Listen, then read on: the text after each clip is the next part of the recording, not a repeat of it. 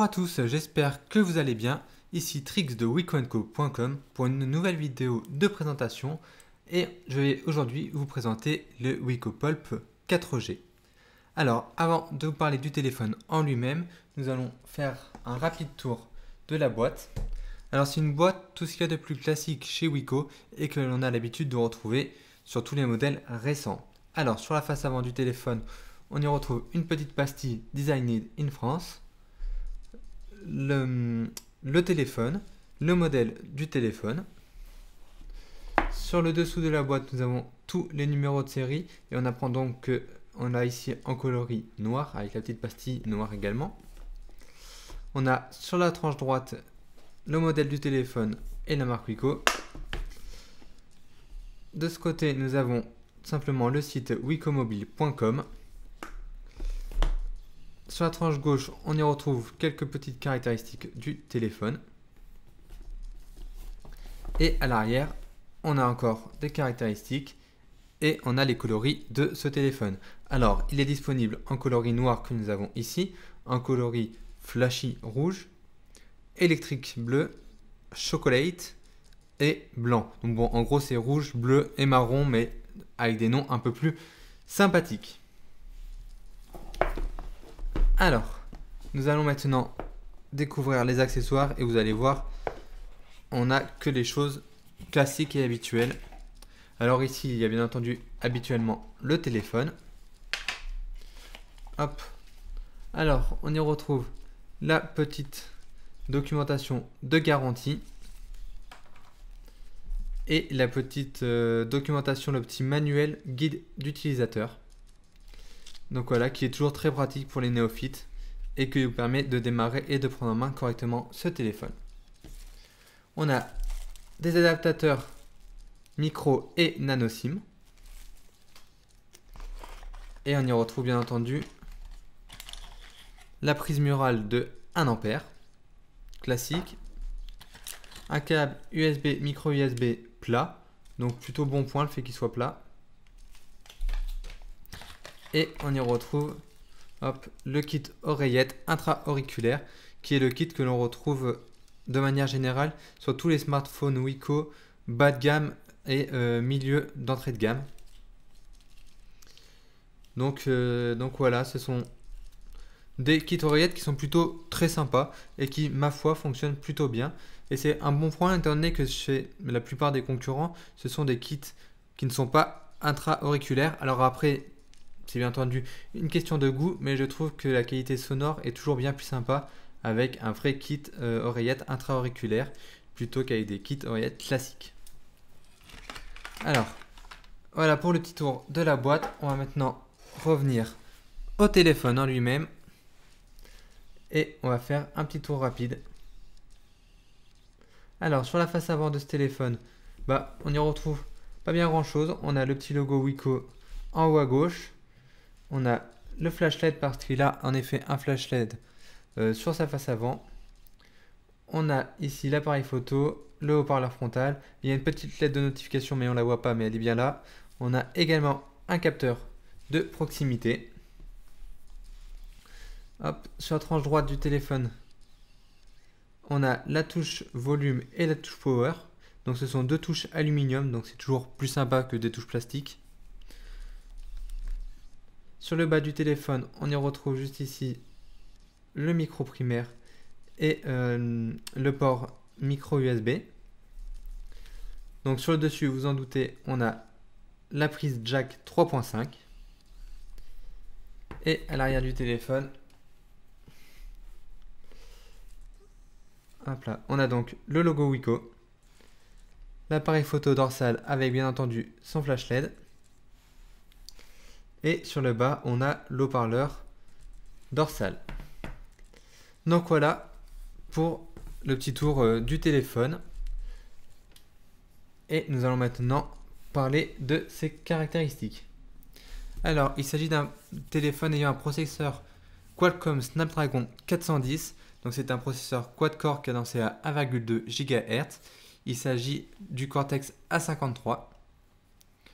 Il dispose d'une mémoire vive, donc RAM de 2 Go et d'une mémoire de stockage interne de 16 Go extensible via l'ajout d'une carte micro SD jusqu'à 64 Go. À savoir que sur ce téléphone, vous allez soit avoir un dual SIM, soit avoir un mono SIM plus une carte micro SD. Vous n'allez pas pouvoir combiner le dual SIM et la carte micro SD. Mais bien entendu, ça soit mieux d'avoir la possibilité d'avoir le dual SIM et la carte micro SD, là on a quand même une mémoire de stockage interne de 16 Go, ce qui est plutôt correct. Côté réseau, c'est un téléphone compatible 4G LTE. Il dispose bien entendu du Wi-Fi et du Bluetooth. Il tourne sur le système d'exploitation Android 5.1 Lollipop. Il y a très peu de chances, voire aucune, qu'il ait une mise à jour vers Marshmallow. On est sur un écran de 5 pouces de résolution HD, donc 1280 par 720p. On est sur une densité de pixels de 294 ppi. Sa caméra frontale est une caméra frontale de 5 mégapixels avec son flashlight comme nous l'avons vu. Et en dorsale, on y retrouve un appareil photo de 13 mégapixels. Sa batterie, qui est une batterie amovible, comme je vais vous montrer tout de suite, est une batterie de 2500 mAh. Donc une batterie tout à fait correcte. Hop là. Alors j'en profite pour vous montrer juste ici donc l'emplacement soit de la seconde carte SIM, soit l'emplacement micro SD. Donc seconde carte SIM qui est au format nano SIM. Et juste ici, nous avons donc le premier emplacement carte SIM qui est au format micro SIM. Donc voilà, comme ça, avant d'oublier, je vous ai fait également le tour de ce côté-là. Alors, ce petit téléphone a un poids tout de même non négligeable de 151 grammes. Donc ce qui n'est pas énorme, mais ce qui fait quand même un petit poids. Côté dimension, on est sur des dimensions donc, qui font 143,9 mm par 72 et pour une épaisseur de 8,8 mm. Pour terminer, on a une valeur DAS, donc le débit d'absorption spécifique, de 0,387. Donc pour rappel, la norme européenne et française oblige à avoir une valeur DAS inférieure à 2 watts par kilogramme. Donc là, on est bien en dessous et on est sur une valeur DAS plus que correcte, ce qui est également un bon point pour ce téléphone. Alors, avant de commencer le test plus poussé, ce téléphone se trouve actuellement autour de 137-140 euros suivant les revendeurs. Voire un petit peu plus, on arrive sur certains revendeurs à 150 euros. Ça dépend voilà, s'il y a des offres en cours ou non. Allez, je vous propose tout de suite de passer au test à proprement parler. Nous allons tout de suite commencer avec, dans un premier temps, le test vidéo pour vous montrer donc la qualité de cet écran. Alors pour ce faire, je vais vous lancer la vidéo habituelle, à savoir Big Bug Bunny. Hop.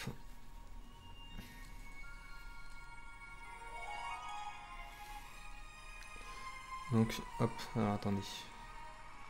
Voilà, on va verrouiller.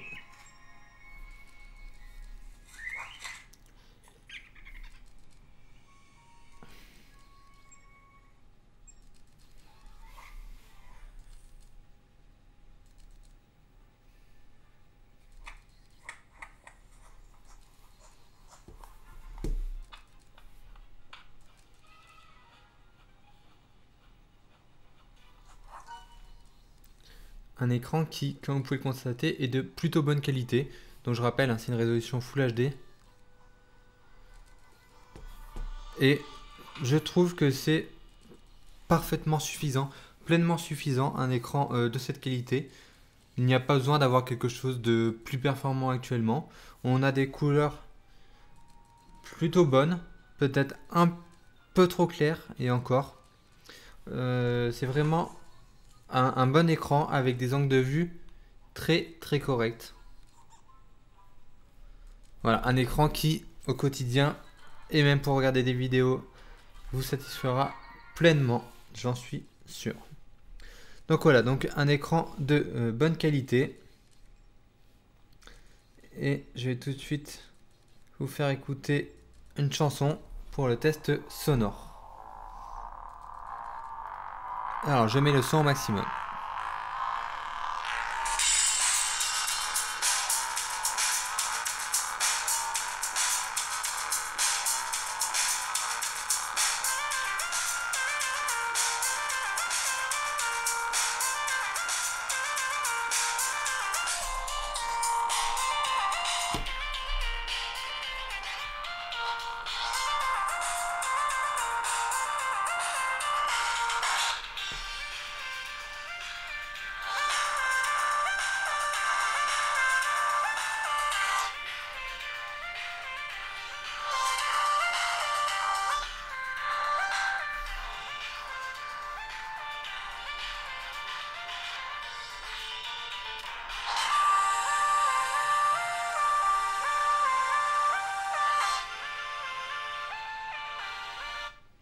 Donc voilà, donc un son qui n'est pas mauvais, malgré le fait qu'il sature un petit peu lorsque celui-ci est au maximum.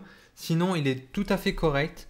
Il n'est pas exceptionnel. Gros défaut, c'est comme beaucoup de téléphones, c'est que le haut-parleur se trouve à l'arrière et donc celui-ci est bien entendu étouffé dès qu'on pose le téléphone sur une table.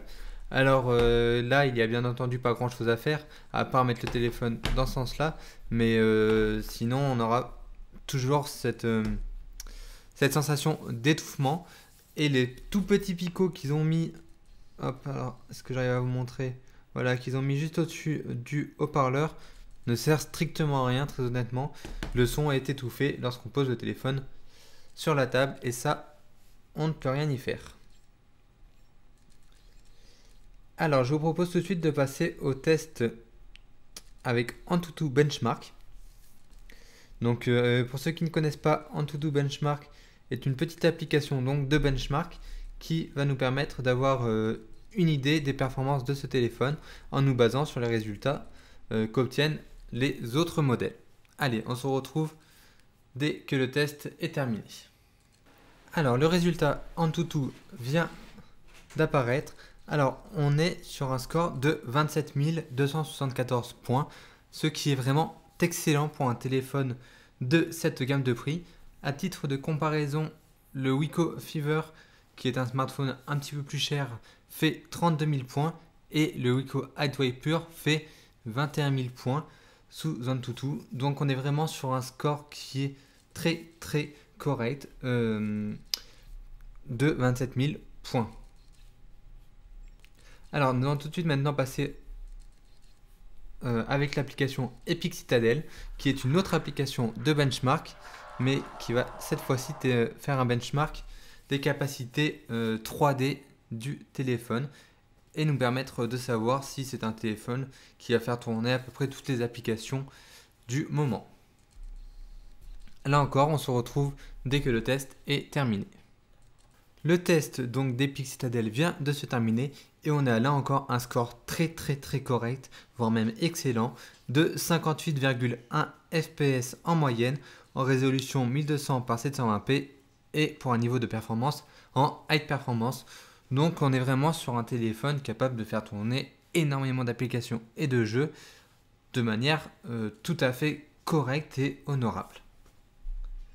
Alors en parlant justement des applications et des jeux, nous ferons un test sous Asphalt 8 que vous voyez ici en fin de vidéo.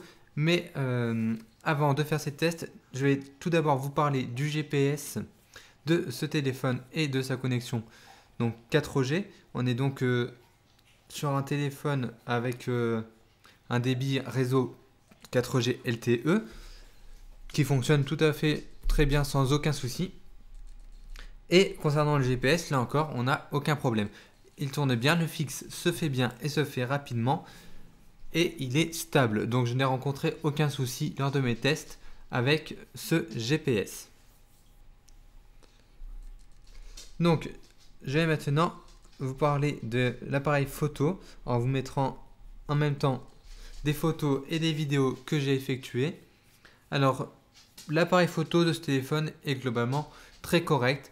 Le flashlight que l'on a en frontal est un point plutôt positif, même s'il n'est pas indispensable, loin de là. Mais on est vraiment sur quelque chose de très correct. L'autofocus se fait plutôt bien, les couleurs sont plutôt pas mauvaises. Après, on est comme sur de nombreux smartphones Wiko, on est quand même très loin d'avoir un très bon appareil photo. Mais on est encore une fois sur un tarif très abordable, puisqu'on est sur un tarif de seulement 140 € environ. Ce qui fait de ce téléphone un téléphone entrée de gamme, ce qui il faut tout de même rester réaliste, ce qui ne permet pas de nous proposer des performances exceptionnelles dans tous les domaines. Et donc là, c'est peut-être l'appareil photo qui en fait les frais, même si celle-ci reste tout à fait correcte. Alors, avant de conclure cette vidéo, nous allons maintenant passer au test des jeux. Alors, comme promis, nous allons tester Asphalt 8 sur ce téléphone. Et vous allez voir Asphalt 8 qui est un jeu qui tourne vraiment sans aucun souci. Et il s'agit pourtant d'un des jeux les plus gourmands du moment. Alors ça y est, c'est parti.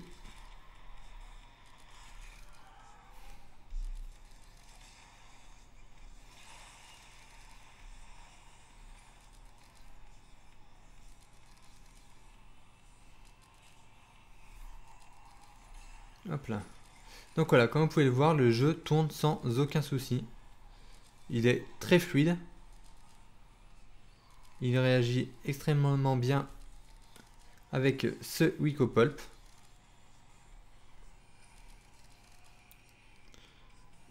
Hop.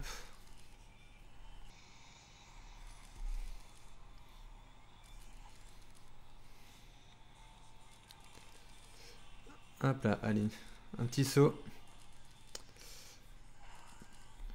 Donc voilà, donc ce smartphone qui peut tout à fait faire tourner les jeux les plus gourmands du moment, qui a vraiment des capacités très bonnes pour son prix.